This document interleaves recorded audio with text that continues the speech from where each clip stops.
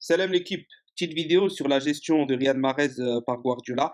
Donc vidéo qui n'était pas prévue aujourd'hui, mais je voulais en faire une et c'est la dernière que je vais faire sur le sujet. J'en ai déjà fait plusieurs fois, que ce soit l'année dernière ou il y a 2 ans, où j'ai donné mon avis indirectement dans d'autres vidéos. Pour moi, Riyad Mahrez devait rester à Manchester City tout ce temps, même quand il n'était pas systématiquement titulaire.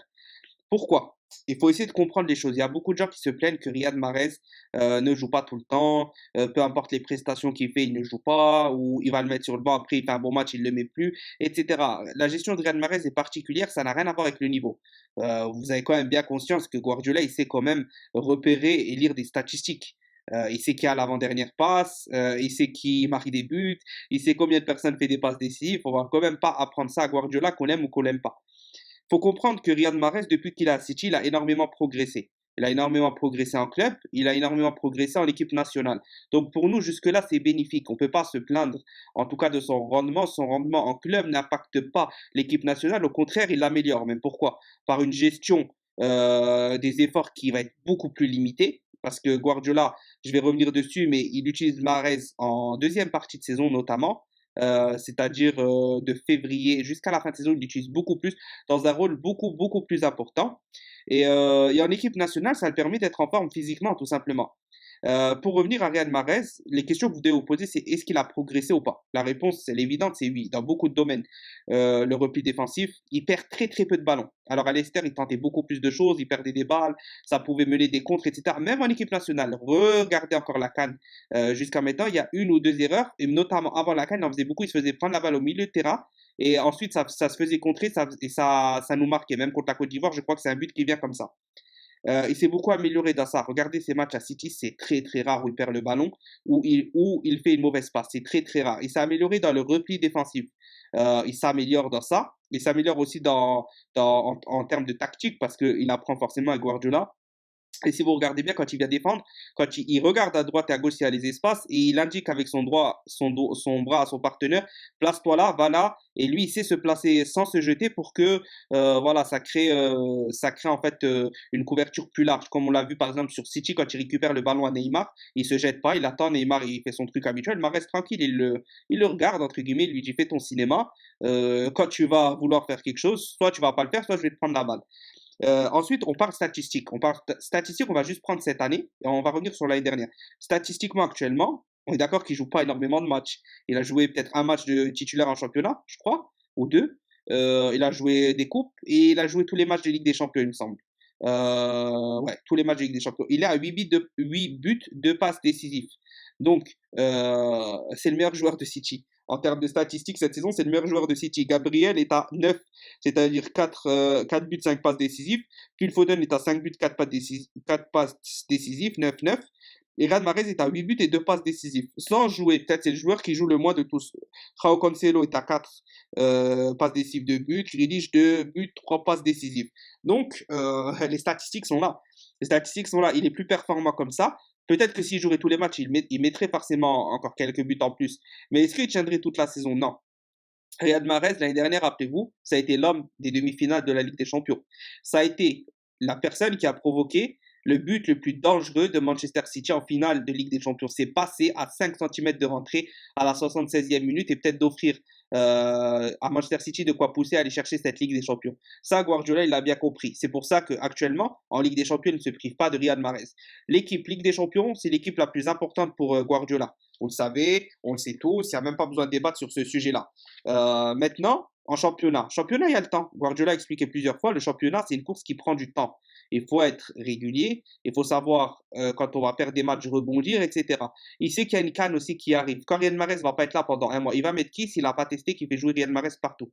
Il sait pas qui il va mettre, il sait pas si ça va marcher ou pas. En janvier, février, à ce qu'on appelle le Boxing Day ou quelque chose dans ce style-là, en Angleterre, où c'est la période la plus importante, entre guillemets, de la première ligue. Et il va être privé de Riyad Mahrez, donc il a besoin d'être assuré.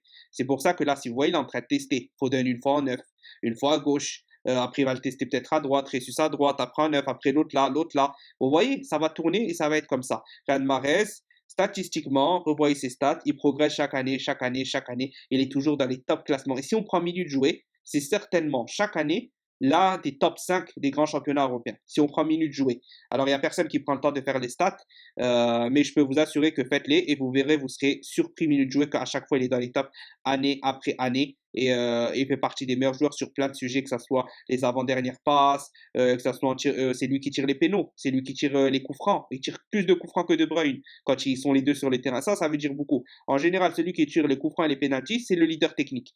Et Riyad Mahrez est certainement celui sur qui Guardiola compte, plus même que De Bruyne, plus que d'autres joueurs pour gagner la Ligue des Champions. Et il le sait pertinemment. Mais chaque saison, la période de Riyad Mahrez, c'est de février à la fin d'année où là, il explose tout, il explose tout. Et là, il est déjà en train de devenir il est déjà dans sa période très très bonne alors qu'on est qu'en début de saison. Donc voilà, pour moi, Riyad Mahrez, c'est très simple, c'est une gestion particulière que Guardiola a. Ça sert à rien de dire raciste, ceci, cela. Croyez-moi que s'il était raciste, il ne met pas en demi-finale de Ligue des Champions l'année dernière et en finale de Ligue des Champions s'il le trouve nul. Je répète, il n'est pas titulaire selon son niveau. Il n'est pas titulaire selon son niveau. Ça n'a rien à voir avec les performances. Ça n'a rien à voir avec les performances. Je le répète 2 fois à chaque fois pour que vraiment ça soit clair, en tout cas me concernant. C'est la dernière vidéo que je ferai dessus parce que j'en ai déjà fait et j'ai déjà dit ce que j'avais à dire plusieurs fois.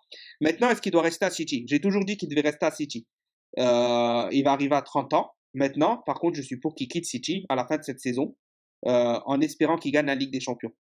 Maintenant, sur 30 ans, tu as besoin peut-être d'un peu plus de rythme pour garder tes performances sans trop jouer non plus.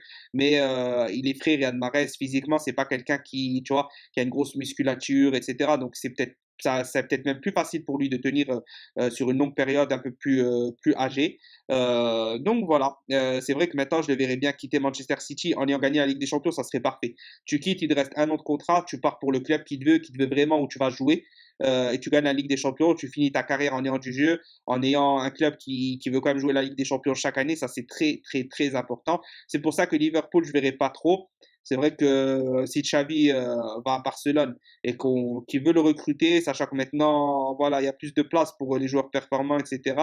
Je pense que Riyad Mahrez Barcelone, peut-être pas, je dis ça parce que c'est mon club, on va dire que je suis le plus, que je supporte, etc. Mais c'est vrai que ouais, il y a des clubs, allez, l'Inter, je sais pas, honnêtement, je sais pas quoi en penser. Faudra voir ça. Il y a Newcastle apparemment qu'ils voudraient, qu'ils veulent investir dedans. Donc ouais, ça pourrait être très très bien. Et ils savent, s'ils le mettent titulaire à Newcastle et qu'ils font venir des Sterling, des ceci, des cela, ça peut être très très intéressant pour lui. Sinon, voilà, Bayern, c'est vrai que ça pourrait être intéressant. Pas surtout pas de Ligue 1. L'Espagne, pourquoi pas, si c'est un grand club. Real, Atlético, surtout pas. Real ou Barça, en fait. Mais bon, voilà quoi. Voilà, en tout cas, c'était tout pour mon avis. C'était une vidéo qui est un peu plus longue que celle d'habitude, mais bon, ça va, on est à moins de 10 minutes. J'espère qu'elle vous aura plu. N'hésitez pas à me faire vos retours. Est-ce que vous partagez mon avis ou pas? Pourquoi? Essayez de contredire les arguments que je cite, parce que ça sert à rien de dire non, je suis contre, etc. Mais vous n'avez pas l'argumentaire pour contredire la chose. Moi, j'aime bien parler avec des gens qui argumentent, qui donnent des faits. Mais voilà, en tout cas, chacun a le droit d'avoir son avis. Et n'oubliez jamais, c'est bénéfique pour l'équipe nationale d'Algérie. Belmadi l'a déjà dit. Il l'a dit dans une interview que regardez les performances. Et voilà, vous verrez bien que c'est plus que positif. Donc voilà la famille, maximum de pouces bleus, participez en commentaire, on partage si on peut. Voilà, merci du soutien. Salam, one, two, three, viva l'Algérie.